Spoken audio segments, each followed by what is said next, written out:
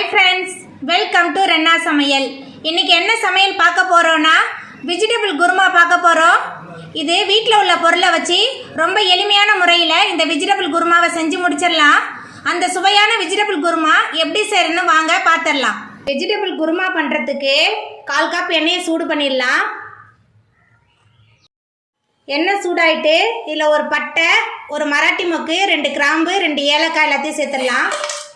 பட்டை, கிராம்பு, ஏலக்காய் எல்லாம் நல்லா பொரிய ஆரம்பிச்சிருச்சு. இப்போ ஒரு பெரிய வெங்காயமும் ஒரு கொத்து கருவேப்பிலையும் சேர்த்துக்கலாம்.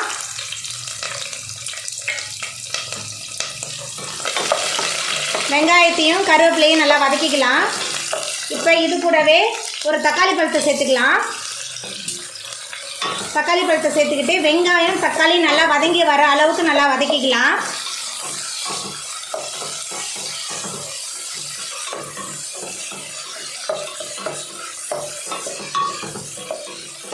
வெங்காயம் தக்காளி நல்லா வதங்கி வரும்போது தான் குருமாவோட டேஸ்ட் நல்லாயிருக்கும்.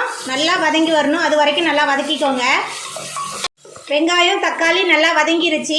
இப்போ 1.5 டேபிள் ஸ்பூன் இஞ்சி பூண்டு விழுது சேர்த்துக்கலாம். இஞ்சி பூண்டோட பச்சை வாசனை போகிற அளவுக்கு நல்லா வதக்கிக்கலாம்.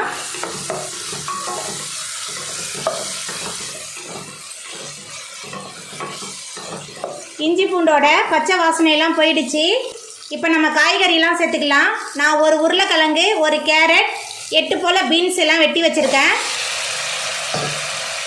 இதை சேர்த்துட்டு நல்லா வதக்கிக்கலாம்.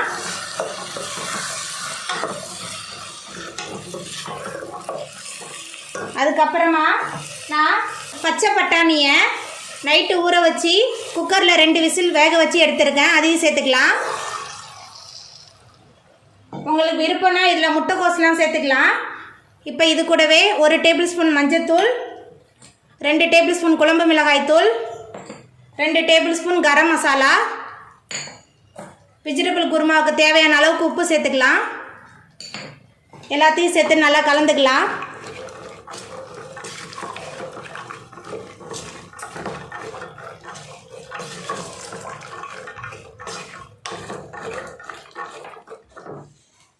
அதுக்கப்புறமா குருமாவுக்கு தேவையான அளவுக்கு தண்ணி சேர்த்துக்கலாம்.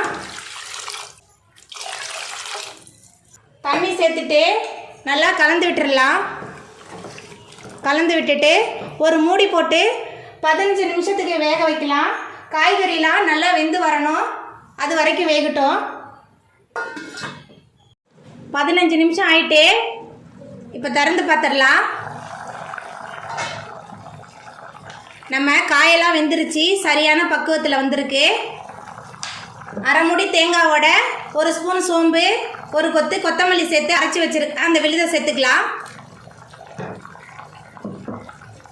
இந்த விழுதை சேர்த்துட்டு ரொம்ப நேரம் கொதிக்க வைக்க வேணாம், ஒரு கொதி வந்தால் போதும்.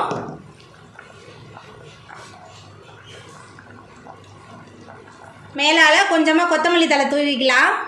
அவ்வளோதாங்க, நம்மளோட வெஜிடபிள் குருமா ரொம்ப சூப்பராகவும் சுவையாகவும் ரெடி ஆகிட்டு. இந்த வெஜிடபிள் குருமாவை நீங்களும் உங்கள் வீட்டில் செஞ்சு பாருங்கள்.